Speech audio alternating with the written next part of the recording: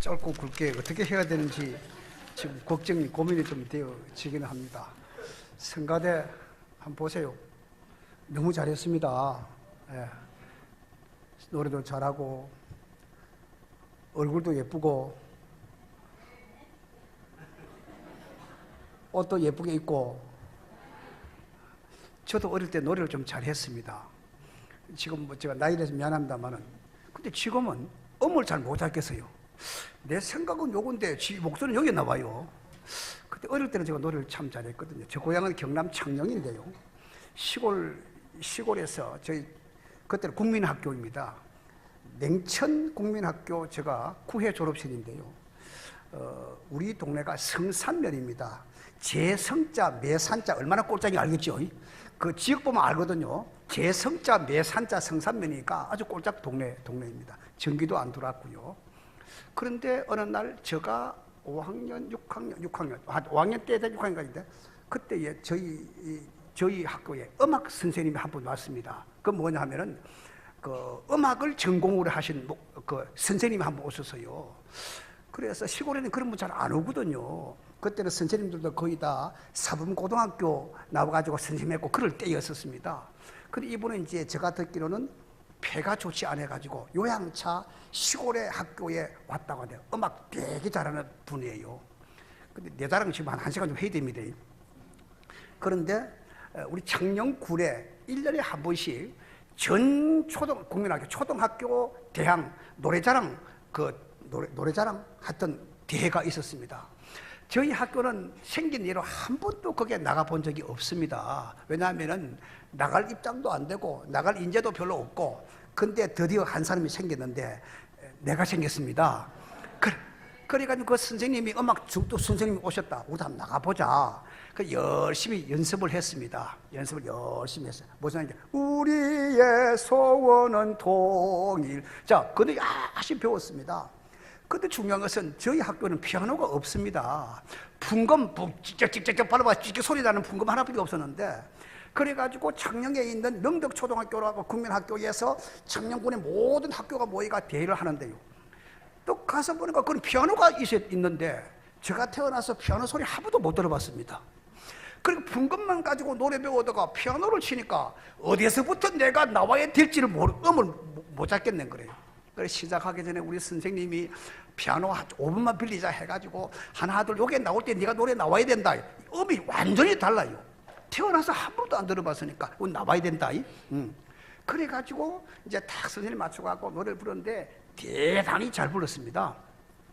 그런데 이제 마지막 이제 다 하고 나서 심사 발표를 하고 하는데요. 심사가 한 2시간쯤 늦춰지더라고요. 무슨 안에 일이 있었는가 봐. 근데 5등까지 상을 주는데 제가 6등을 했습니다. 근데 우리 선생님이 기분이 되게 나빴습니다. 그래서 나오면서 선생님이 그랬습니다. 진짜로 하면 너가 제일 잘했다. 그래서 그 소리에 제가 위로를 참 많이 받았습니다. 그래서 저는 그때뿐만 아니라 어릴 때부터 노래를 부르면 참 행복했습니다. 그리고 교회에서 역시 노래 부르면 참 행복하고, 그래서 여러분이 성가를 들으면 참 행복하고, 그래서 지금도 저는 사실은 원래 그런 말 하잖아요. 목사는 설교 준비하면서 은혜를 받고 교인들은 설교 들으면서 은혜를 받는다 그러는데 저는 준비하면서 은혜를 받습니다. 근데 찬송을 부르면서 노래하면서 참 저는 은혜를 많이 받습니다. 두고 좋은 목소리 잘 간직했다가 많은 사람에게 행복과 즐거움을 주길 바라고요. 오늘 제가 누구를 위해서 설교하는지 구분이 잘 안 되고만 지금 보니까 여기를 위해서 구분해야 돼. 여기. 사실은 이 세상에서 행복을 느끼는 것은 상황마다 그리고 여러 가지 환경마다 행복이라는 느끼는 것이 다 각각 다 다르거든요. 제가 1991년도에 중국하고 우리가 국교가 수립되기 전에 중국을 다녀왔습니다. 그래서 민족보고마운동본부의 한국의 목사의 이름으로 최초로 목사의 신분을 밝히고 최초로 중국에 갔다고 왔는데요. 그때만 해도 저 홍콩을 거쳐가고 저 상해로 북경으로 만주로 이렇게 비행기도 없고 빙빙 둘러가고 했는데 느낌이 뭐냐 하면은 한 가족이 이제 휴일이 되면 밖에 나와서 정말 음료수 하나 사들고 빨대는 꽂고 엄마만 빨아먹고 아빠만 빨아먹고 아들은 빨아먹고 이렇게 하면서 아이 쇼핑하는 것을 굉장히 행복스럽게 생각을 한다라고 들을 때에 야 그래 행복을 느끼면 참 행복하겠다 생각을 했습니다. 사람들은 여러 가지의 구분을 하지만은 우리는 행복이라고 하는 차원을 두면 이렇게 생각할 수가 있습니다. 1차원적인 행복, 2차원적인 행복 그런 얘기를 하는데요. 1차원적인 행복이라는 것이 과연 뭐냐 하면 우리가 소위 말해서 후진국형 행복론, 논자를 붙이면 후진국형 행복론 그렇게 얘기를 합니다. 후진국형 행복론이 뭐냐 하면은 1차적인 행복이라 그러는데 그것은요 의식주 문제를 두고 행복을 논하는 것입니다. 다시 말하면은 먹을 거 입을 거 의식주만 해결되면 행복하다는 것입니다. 저희들이 어릴 때만 해도 그랬습니다.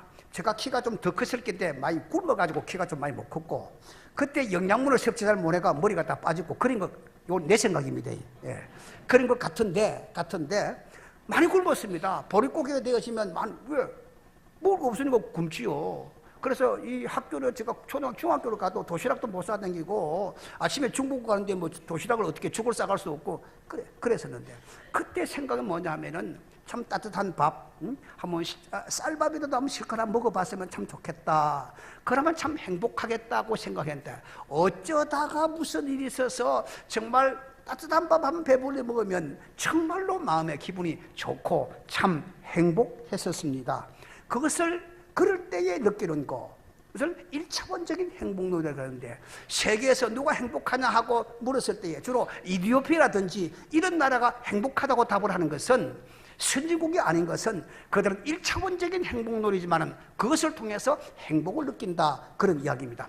두 번째로 2차원적인 행복론입니다. 이것을 말해서 박정희 대통령의 말을 빌리면 중진국이라고 그러는데 중진국형 행복론 그렇게 얘기합니다.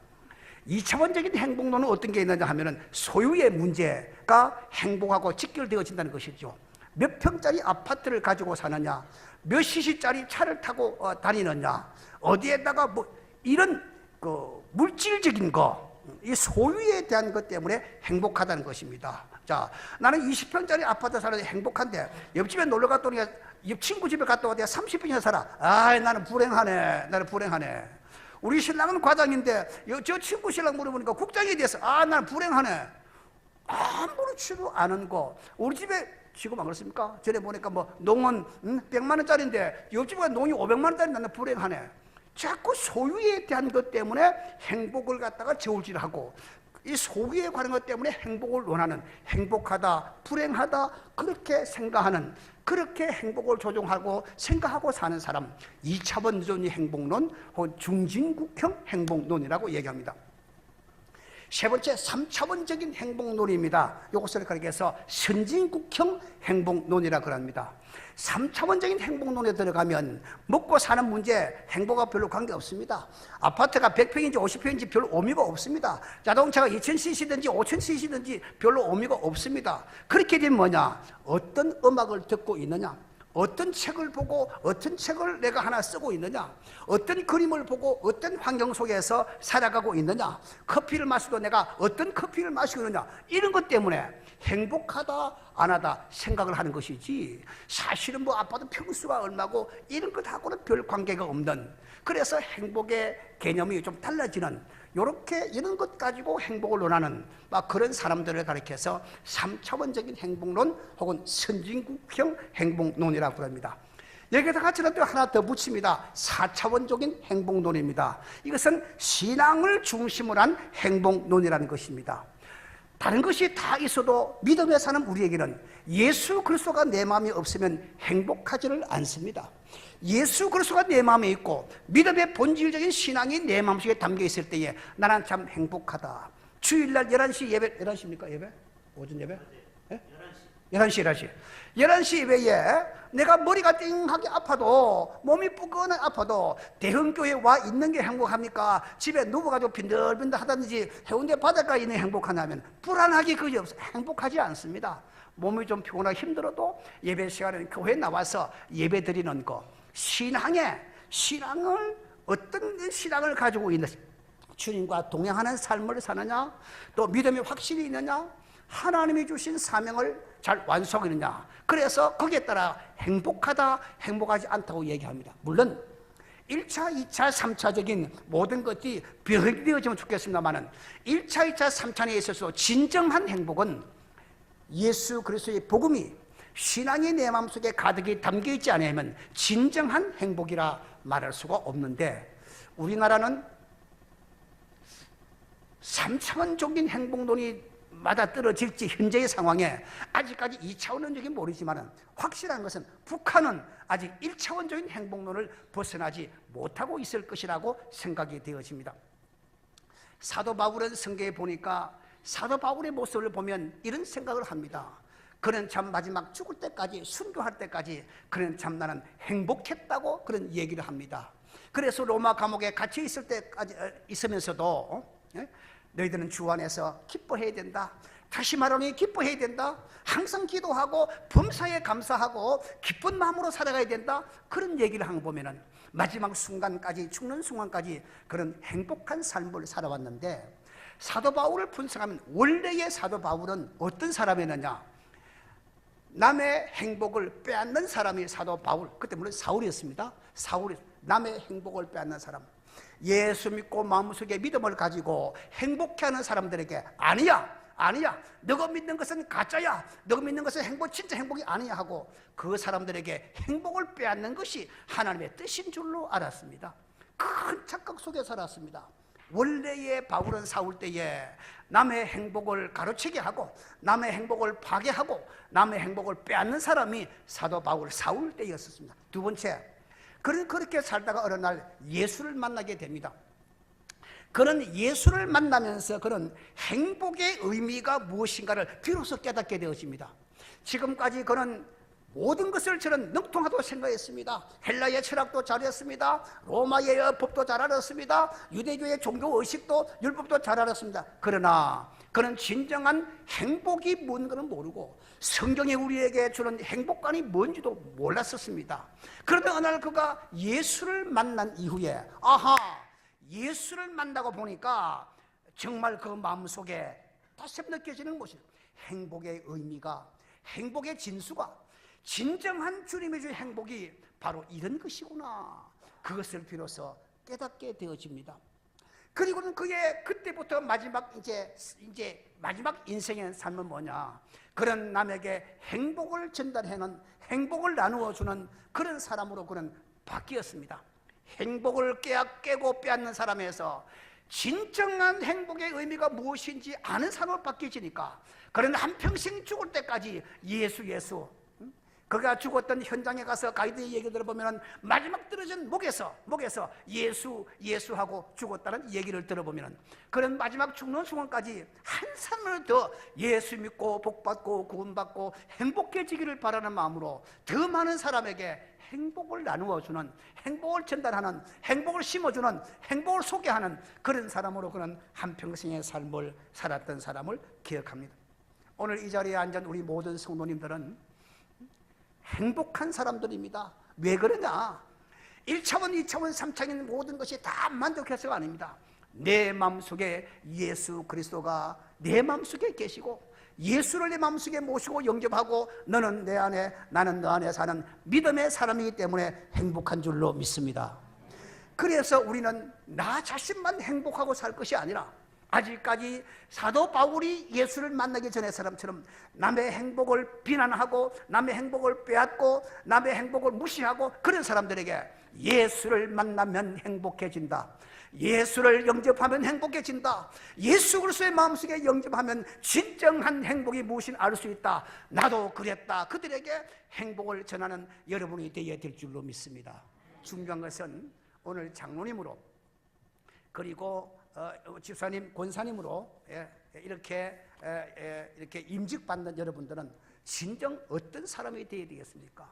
이제 여러분들은 남의 예수를 행복을 빼앗는 사람은 아니지 않습니까? 이제 예수를 만나서 예수를 만나는 것이 참 행복하는 것이구나 의미를 깨닫는 사람도 아니지 않습니까?